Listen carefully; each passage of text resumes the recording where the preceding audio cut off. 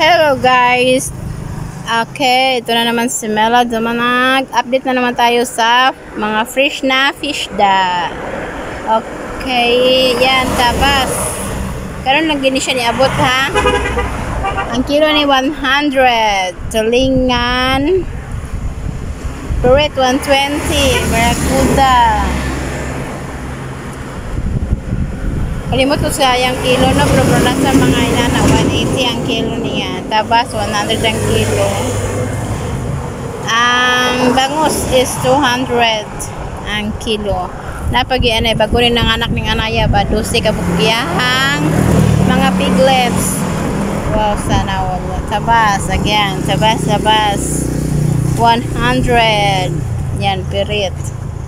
130, 200 ang bangos. Okay, kabalo naman sa presyo ha. Magyapon niya atong location, Sinonok, Salipapa. Sinonok Sinakaban, Misamis Occidental. Charis, kompleto man. Hapon mo kung merkado mo, hapon mo moray kay, hapon ang bagong isda, no? Mga fresh o bagong deliver ng isda hapon. Kanang buntag ang isda na ang bahaw sa pagkahapon, no? So pagkabuntag dili na bago ha. Sagara na more on bahaw. So pero okay pagyapon, syempre.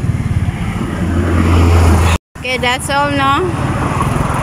Please follow for more. God bless and thank you. Okay, sa gusto mang merkado no, katong dool ready sa Sinonok, Sinakaban, no? Aron na mo yung idea, manhi mo mga alas 3. Kaya na mga bago gidang mga isdaan na, guys. Bago gina siya, bagong deliver. So bago gid siya, no? Bagong kuha, no? O guapa kayo. Malangsi dang, malangsi. 70 ang kilo sa malangsi, no? So that's all for today's video, no? Update to sa mga isdang bagong about. Oh, diba? Yan, guapa kayo, oh. I-enjoy nyo mga mata sa mga isda. Guwapa kayo. Diba? Tula. Unsang dishes ning gusto. Sinola, adobo, sinugba, unsa pa man diha.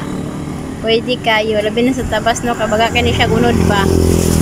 Oh, nilabi nagpaprito ni mo pinakagin-kaging Lami kayo oy pagkubkub kay kanon. Okay guys, again, God bless. Thank you.